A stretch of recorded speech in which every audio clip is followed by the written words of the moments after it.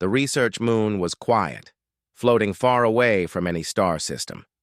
It was cold and dark, with only the hum of machines filling the air.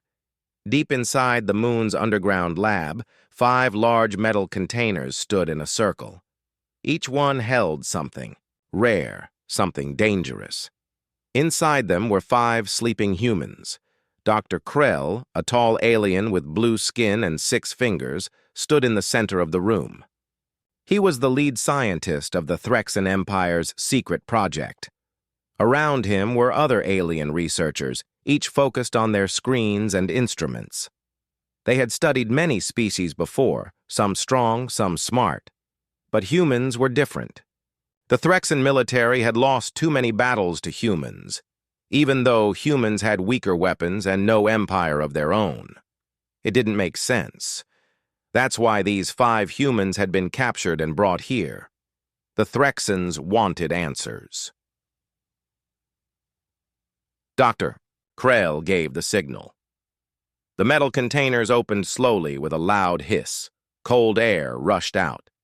The humans inside were sleeping, their bodies frozen in a kind of stasis. One of them was a man with short black hair and scars on his arms. His name was James, though the aliens didn't know that yet.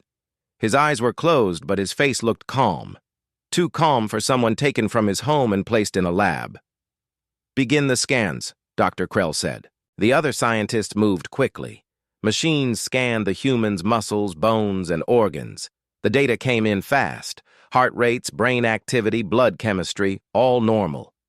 At first, the results looked simple, but then something strange appeared. The muscle density, "It's higher than expected," one alien said. "Their bones are light but strong. Reflexes are reactive, even in sleep." Another assistant reached out to check James's skin.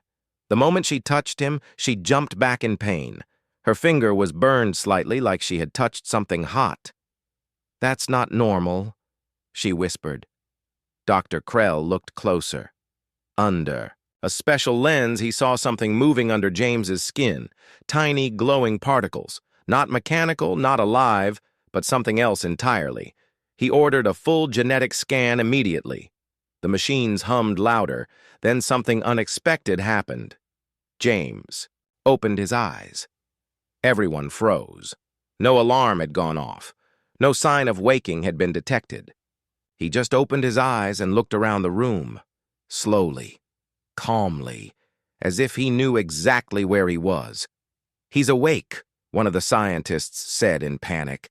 James sat up, ignoring the straps holding him down. They should have stopped him, but they didn't. The restraints began to stretch, then tear apart with a cracking sound. He didn't move fast. He didn't shout. He just sat up straight and looked at Dr. Krell. Dr. Krell felt something he had never felt before in his long career. Fear. He took a step back. "Stay where you are," he said in a shaking voice. James didn't speak. He tilted his head slightly as if listening to something the others couldn't hear. Then he smiled. "Shut it down! Shut everything down!" someone yelled. Lights flickered. Alarms started to beep. But James didn't move. He just stared at them, calm and patient, like he had all the time in the world. "Scan his brain now," Dr. Krell ordered. The machine started, but the results made no sense. Brain waves were active in ways no alien had seen before. Sections of the brain that should be quiet were glowing with energy. It wasn't just intelligence. It was like his mind was running something, like a machine inside a mind. "There's something inside him," one assistant whispered. "It's not just biology, it's code, a signal." On the screen, a strange pattern showed up.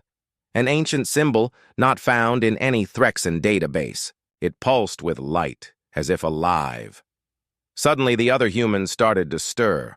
One by one, their eyes opened. None of them looked scared. None of them screamed. They all sat up, calm and silent, looking around as if they had just arrived at a meeting they had been expecting for years. "Contain them! Now!" Dr. Krell shouted. Energy fields activated, trapping the humans inside glowing cubes of light. but James stood up and walked forward. The energy field should have stopped him. It didn't. He walked through it like it wasn't there. The field flickered and died. Impossible, one scientist said. James looked up at the glowing lights above. His voice was quiet, but clear. You shouldn't have done this. Everyone in the room froze. The humans were not supposed to be able to speak the Threxan language, yet James had spoken it perfectly. Who are you? Dr. Krell asked. James looked at him and said, You woke something. Now it won't sleep again. As he spoke, the machines all over the lab started to go crazy. Lights flashed red, screens showed numbers and symbols moving too fast to read. The ship's AI spoke in a robotic voice. Warning, unknown activation detected. Security compromised. Dr. Krell's hands shook. He turned to the others. What did we do? No one answered. They were all staring at the humans, who now stood, together in the center of the lab, calm, silent, watching. Then, on James's back, a pattern of glowing lines appeared, like a tattoo made of light. The pattern pulsed, and the machines in the lab began to shut down one by one. Only one screen remained active. On it was a message. Protocol 9, Human Awakening initiated. The lab fell silent. James took one step forward and smiled again. The lights in the lab flickered once more, then everything went dark. Only the emergency red lights remained, casting shadows across the cold walls. The 5 humans stood in silence. They didn't speak to each other, yet it felt like they were communicating. No words, just a shared look, a nod here and there, like they already knew what to do. Dr. Krell took slow steps backward, keeping his eyes on James. The glowing pattern on James's back faded, but something even stranger happened. The air around him felt different, heavier, thicker, like pressure from a storm was building, but there was no wind, no sound, just a feeling, a warning. Get security here, full squad, now, Dr. Krell shouted. Guards rushed in, holding energy rifles. Their armor was top class, built for battles against the strongest alien beasts. They surrounded the humans and aimed their weapons without hesitation. Still, the humans did not flinch. James looked at the guards calmly and then raised his hand. Not fast, not aggressive, just a simple movement, like he was pointing at the ceiling. The guards stared, confused.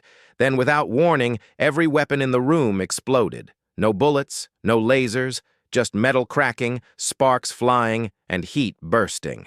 From every rifle like they had overloaded. The guards screamed and dropped their weapons, their hands burned and armor damaged. How is this possible? One of the scientists whispered.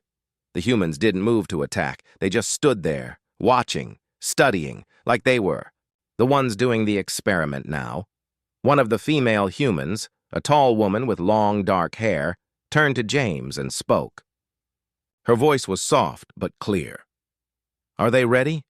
James shook his head. Not yet. Dr. Krell heard the words. He didn't understand the meaning, but the way they spoke sent a chill down his spine. He stepped toward the control panel, hoping to call for help from the main Threxan base.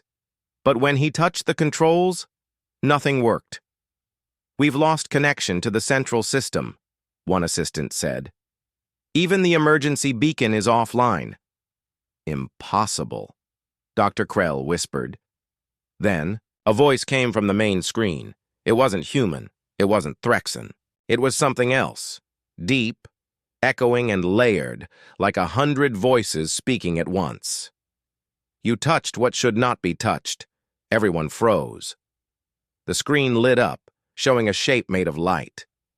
It wasn't a face, not even a body. Just a spinning symbol made of lines and circles. The same pattern that had appeared on James's back. We buried the warning long ago, the voice continued. But now, the old ones awaken. James turned toward the screen. You sent the signal. The voice replied, The moment they scanned you, the chain began. Now it cannot be stopped. Dr. Krell felt his legs go weak.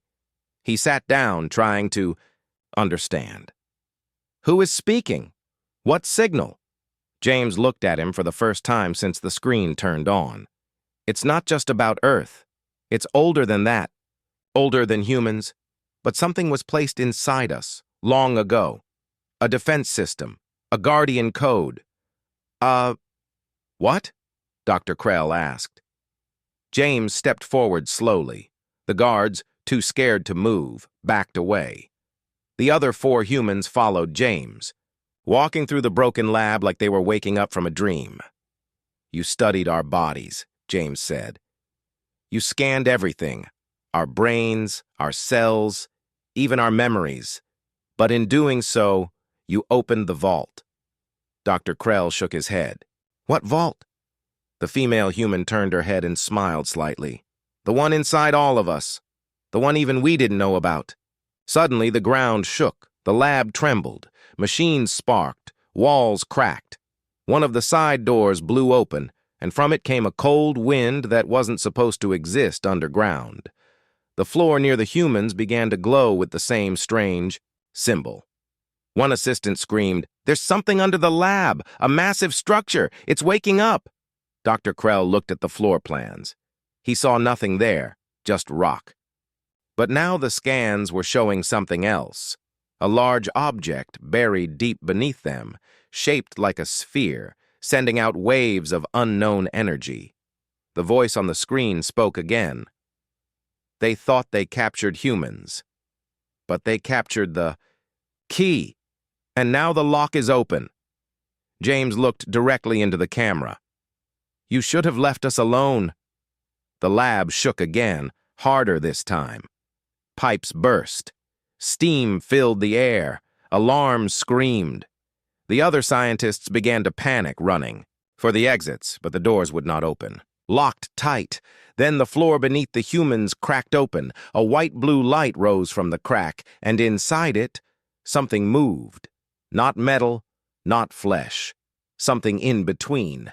It looked like a machine, but it moved like it was alive. It rose from the ground, floating, scanning the room with a soft hum. James stepped aside. The machine floated past him and faced the screen.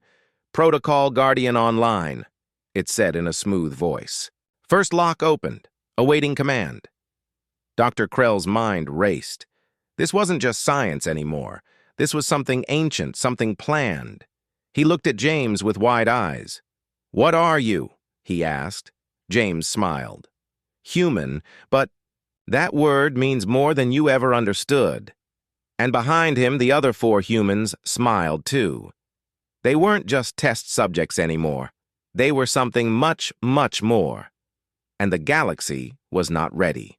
The energy in the lab kept rising. It wasn't just heat or light. It was something deeper.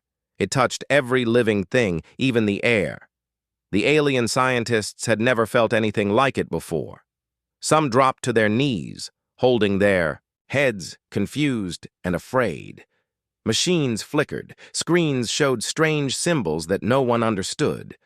The Guardian machine floated in the air, silent and calm, like it was waiting for orders. James looked down at the crack in the floor. More light poured out from below. It wasn't lava or fire. It felt clean, pure, powerful. The female human, Claire, stepped forward beside him. Her eyes glowed softly, and her voice was calm. It's not just waking up. It's remembering. Dr. Krell was frozen. He had been a scientist for 70 years. He had seen black holes tear ships apart. He had seen creatures that could eat through metal, but nothing like this. These humans weren't using weapons. They were the weapon, and somehow they didn't even know it, until now. What is that thing? One of the younger Threxan assistants asked, pointing at the Guardian machine. It's a trigger, Claire said, and your scans activated it. James added, you thought you were in control, but the moment you looked too deep into us, you turned the key. Suddenly, the lab lights shut off again. But this time it wasn't the power. It was something else, like the shadows themselves had grown stronger. One of the guards screamed, Everyone turned. His body was frozen in midair, lifted by invisible force. His armor cracked. Then it dropped him. "He's alive!" someone shouted. The guard gasped for air, shaking. It showed me something. A city, in the stars. But it was broken and burning. James didn't look surprised. "The memories are returning. To all of us." Claire nodded. "We're remembering what we were made to forget." Dr. Krell shouted over the alarms. "What memories? What city? Are you saying humans came from somewhere else?" James walked toward him. "No, we came from Earth. But Earth is only part of the story. You see, long ago a war happened. A war so terrible it erased history across the galaxy. And to stop it from ever happening again, some beings placed pieces of themselves, codes, weapons, guardians inside different species. We were one of them." "But why humans?" Dr. Krell asked. "You were weak, slow, emotional." "That's what you thought," Claire said, smiling sadly. "But emotions carry power. Memory carries power, and when both are hidden deep, enough! They become a shield, or a sword." The floor cracked again. A second guardian rose from the light. This one was smaller but sharper in shape, like a dagger made of stars. It floated beside the first, then scanned the room. "Protocol Phase 2, reactivation," it said in a clean, cold voice. "Searching for remaining keys." One of the other humans, Marcus, stepped forward. The pattern appeared on his back, too, glowing softly. Then his hands began to pulse, with light. He looked down, shocked. "I didn't know this was inside me." James placed a hand on his shoulder. "None of us did. Until now." Dr. Krell turned to his assistant. "Send a signal to the High Council. Tell them we need help." "I can't," the assistant replied, panic in his voice. "All signals are blocked. The humans have cut us off from the grid." "No," James said. "We didn't. The system did. The moment your scan went deep enough, it locked you out." The first guardian floated higher. "Protection mode. Activated. Threat level rising. Location status compromised." The ground shook again. From beneath the lab, a loud humming began. Deep, ancient, alive.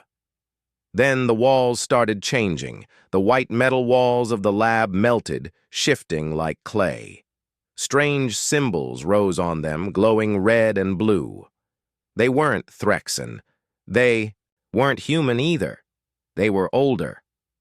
"It's rewriting the base," Claire whispered. "It's changing everything."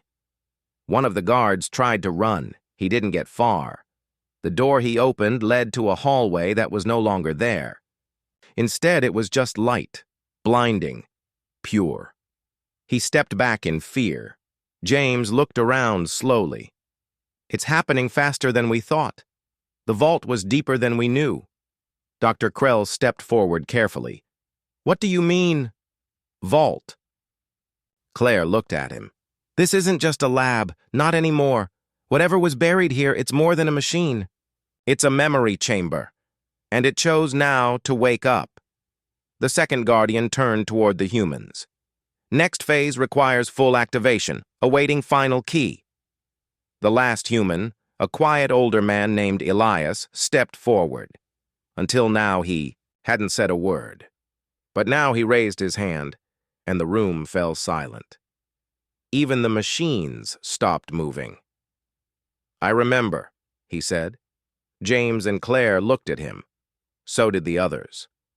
"I remember the starfall," Elias said, eyes glowing, gold.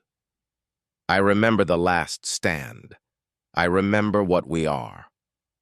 The Guardians responded at once. "Final key recognized. Beginning full reactivation. Prepare for timeline collapse." The air shook, the lights exploded, and the lab was gone. In its place stood something else, not a lab, not a prison, a temple, built from ancient codes, lost stars, and human memory. And it had just opened its doors. The galaxy was about to remember everything it worked so hard to forget, and the humans, once seen as weak, now stood at the center of it all. The awakening had begun. Everything had changed. The laboratory was no longer a place of science. It was now something ancient and alive. The walls, once made of smooth metal, now looked like stone carved with glowing symbols. The floor pulsed gently like it had a heartbeat. The air felt heavier, like it remembered things. And in the center of it all stood the humans: James, Claire, Marcus, and Elias, with light shining from the marks on their bodies.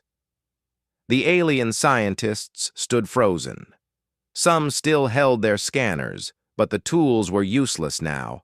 Their data made no sense. Every reading was wrong.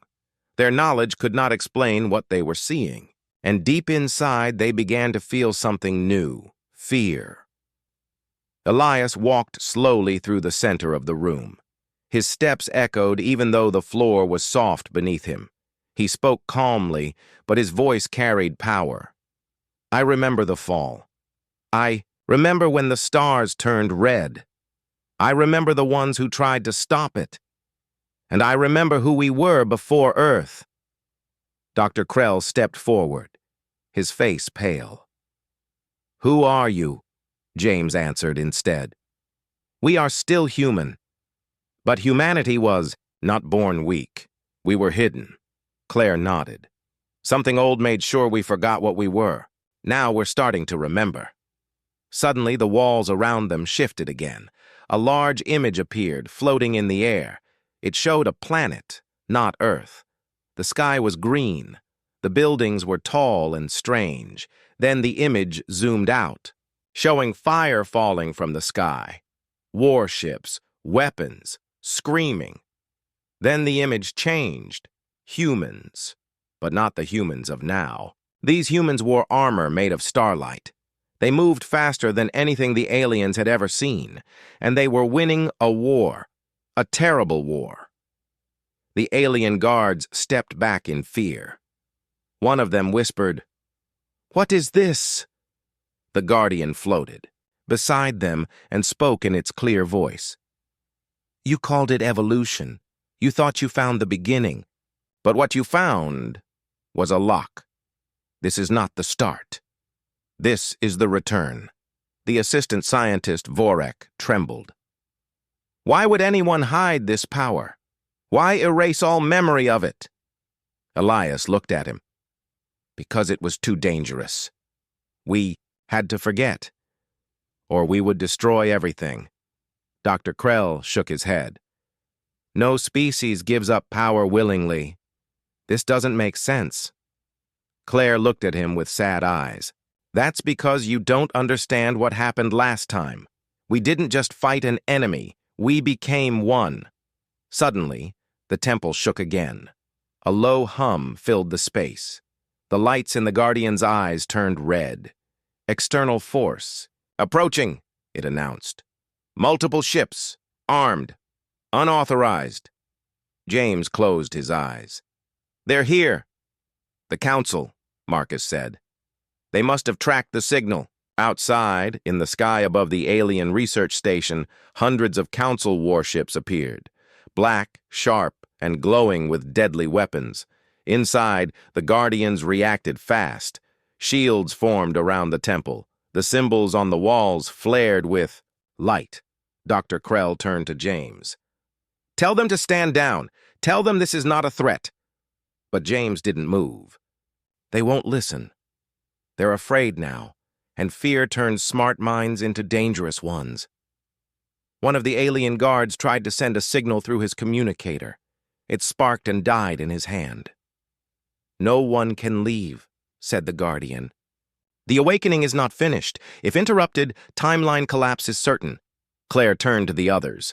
We have to complete the process before they attack. Elias walked to the center of the room. The symbols on the ground lit up under his feet. Then we don't have much time. Outside, the sky turned dark. Thunder rumbled. But there were no clouds, just ships.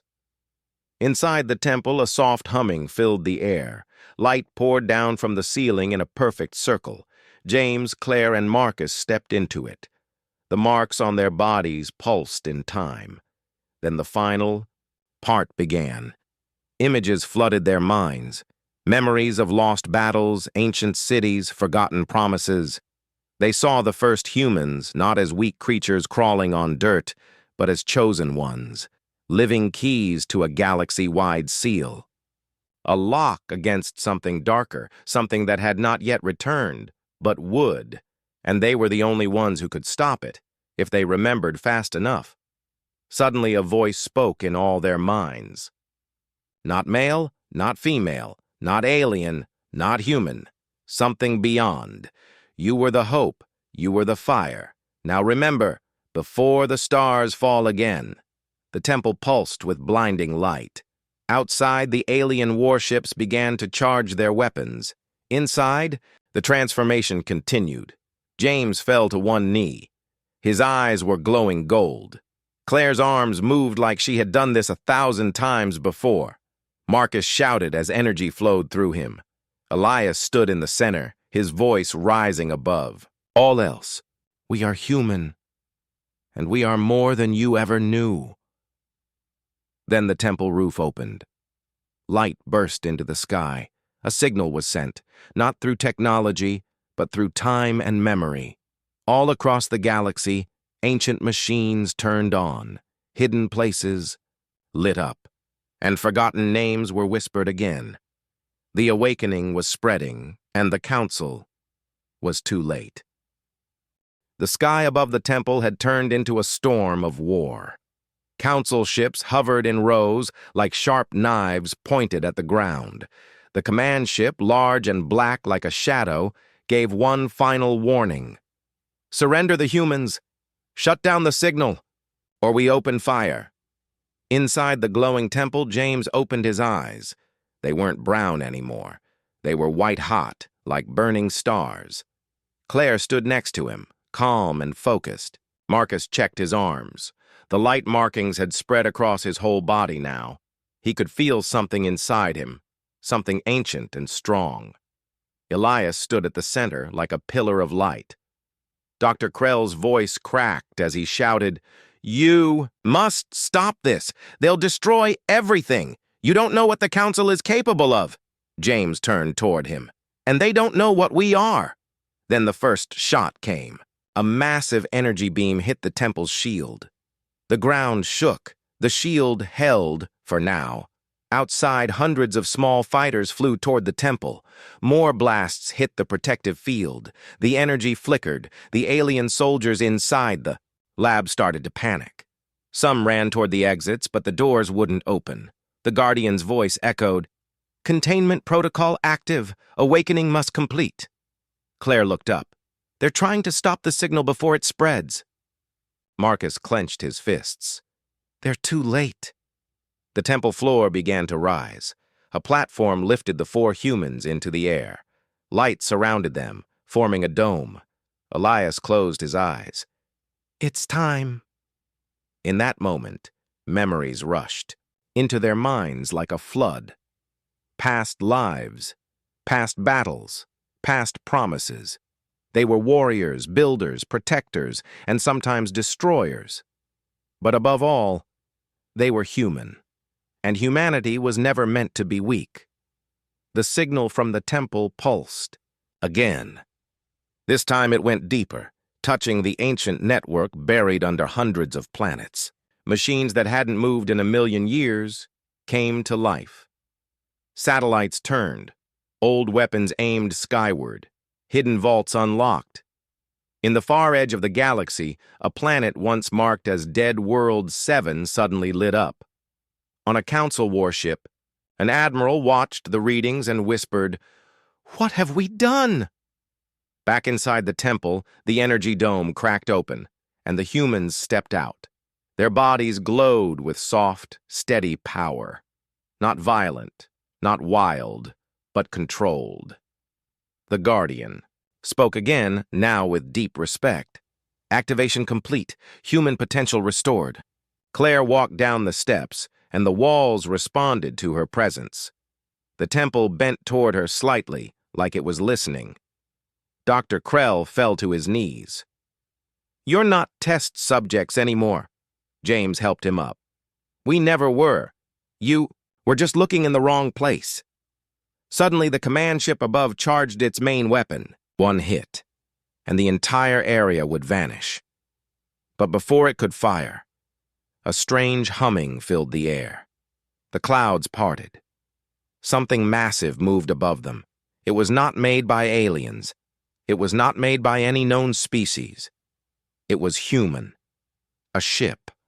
Old, but powerful, shaped like a blade and glowing with runes, appeared from behind the moon.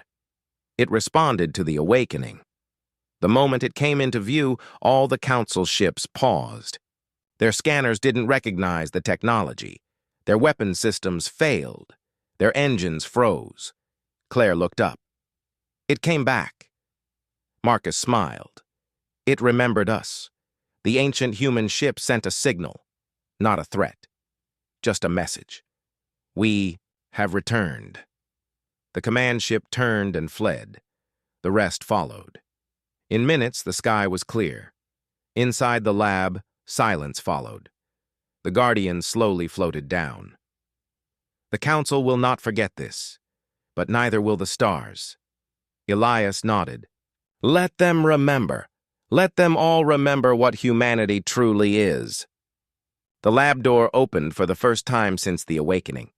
Dr. Krell looked at the humans and asked, "What will you do now?" James looked at his hands, then at the sky. "We're going home, but not just to Earth. We have a lot of places to visit. A lot of answers to find." Claire added, "And if something dangerous is coming, we won't hide again." Marcus laughed. "Let's go scare the galaxy a little." As they stepped out into the sunlight, a new chapter began. Not just for them, but for all of humanity. The stars had tried to forget, but now they would remember, and they would never see humans the same way again. The news spread across the galaxy like fire through dry grass. Every system, every station, every hidden world talked about the same thing. Humans had awakened. The old human ship, lost in time, had appeared again. Council leaders gathered in secret rooms, whispering with fear. Scientists rewound the temple signal again and again, trying to understand what they had missed. Generals studied the energy levels recorded during the awakening. None of it made sense. "How could they hide this for so long?" one alien leader asked. "They didn't hide it," another replied. "They forgot it, like we all did." Meanwhile, on a council-controlled moon called Vitheris Prime, a message arrived, a coded message, very old, marked with a symbol long banned by the council, the Earth Sigil, a circle with 3 curved lines crossing it. In a secret chamber deep under the moon, a forgotten group of aliens known as the Watchers gathered. They had once believed in the old stories. They had waited. Now they stood and whispered, "They have returned. The balance is shifting." Back on the planet where the temple stood, the 4 awakened humans prepared for their next move. The temple had given them knowledge, but not all answers. Something else was out there. Something big, something dangerous. James studied the data glowing on a floating panel. The signal activated more than just one temple.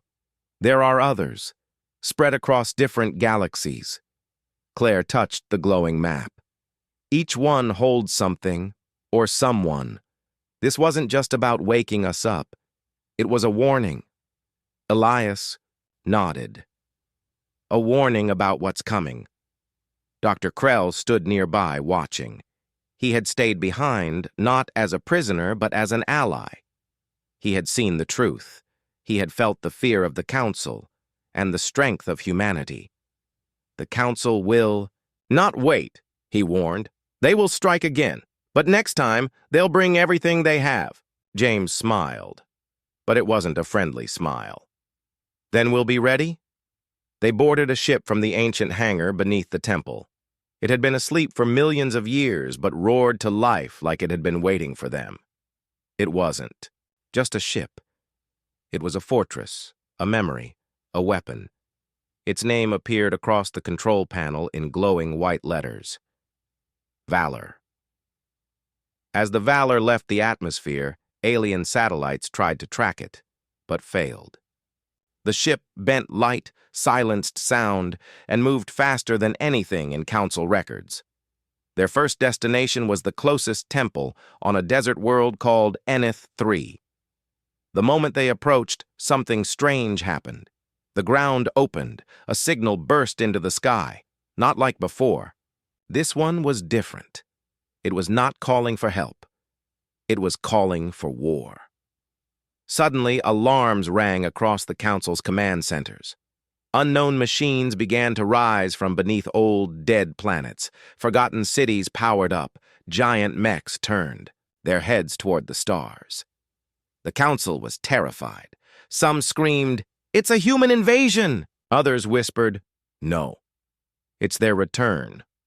A full fleet was sent to intercept the Valor before it reached Enith 3. 70 ships, thousands of soldiers. As the Valor reached the planet, the fleet waited. Ships lined up in formation. Lasers. Charged. Warnings echoed across the system. "Turn back. You are not welcome." Claire answered calmly, "We're not here to ask." The first Council ship fired. A direct hit. But the beam curved around the Valor like water around stone. James stepped forward. "They want war? Let's show them what they're asking for." The Valor responded. It didn't fire back. Instead, it activated something ancient, something never seen before. A pulse. Blue, silent, beautiful, and deadly. The Council fleet's weapons shut off. Engines died, screens went black. The ships floated powerless like toys in space. Then the Valor spoke. A deep, powerful voice filled every ship. "You forgot who we were. You broke your promises. You silenced the truth. Now, the truth speaks again." All across the galaxy, the signal spread. Other forgotten machines woke up. Other temples began to glow. Other humans, lost or hiding, felt the call. Dr. Krell watched it unfold from the Valor's deck. He whispered, to himself, "This is not a return. This is a reckoning." Elias stared out into the stars. And it's just beginning. Suddenly, something changed on the monitors. Another signal was coming in. Not from a temple, not from a ship. It was old, very, very old, hidden deep in dark space. Even the Valor seemed unsure. Marcus leaned forward. "What is that?" The signal grew stronger. And then, a word appeared. "Awaken, Alpha." Everyone stared. James slowly spoke. "That's not from us. That's from something else." And far away, in the deepest part of space, something opened its eyes. The Valor moved fast through the stars, heading toward the strange signal. It was old, older than the temples, older than the Council. No records could explain it. Even the ship itself had no full understanding. But it responded like an old. Memory had been touched. The signal came from a dead zone in space, a dark place where no ships traveled. The Council had called it cursed, forbidden. But now, it pulled the humans in. James stared out at the darkness. "We've seen the past. Now we face what they tried to bury." Claire checked the data. "It's not just a signal, it's a lock, a seal." Something was kept here. Dr. Krell stood behind them, his voice quiet. "Then the final truth is near." The ship reached the center of the dead zone. A giant object floated in the black, a cube the size of a city. No doors, no lights, no sound. But as the Valor approached, the cube lit up with ancient symbols, the same ones from the temples. Then a voice filled the ship, not through speakers. It entered their minds, soft, deep, old. "You are late." Everyone froze. The ship powered down by itself, not broken, just silent, like it was listening. The cube cracked open. A path appeared. James and the others stepped forward. They walked into the cube. Inside was a large chamber. In the center was a man, or something that looked like a man, floating in the air, wrapped in golden light. His eyes opened slowly. James whispered, "Who are you?" The floating man looked at them. His voice was calm. "I am Alpha, first of your kind, born before the fall. I watched the stars burn and waited." Claire stepped forward. Waited. For what? "For the return," Alpha said. "For those who would remember who they truly are. Not weapons, not tools, but protectors." Elias frowned. "Why didn't you stop the council?" Alpha's eyes were sad. "Because it was not time. The galaxy had to forget us first. Only then could the truth rise again." The chamber began to change. Walls showed moving images of the first human empire, massive cities on moons, ships the size of continents. Humanity once ruled not by fear, but by strength and honor.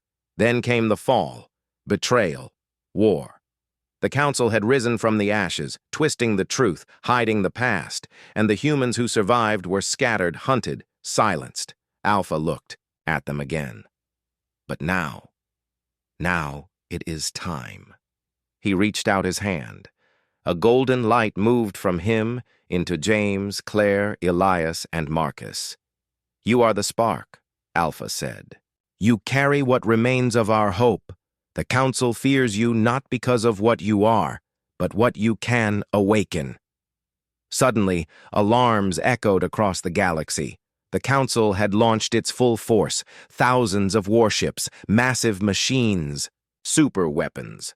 Their goal, destroy the Valor and the Cube, end the return. But they were too late. Across the galaxy, temples glowed.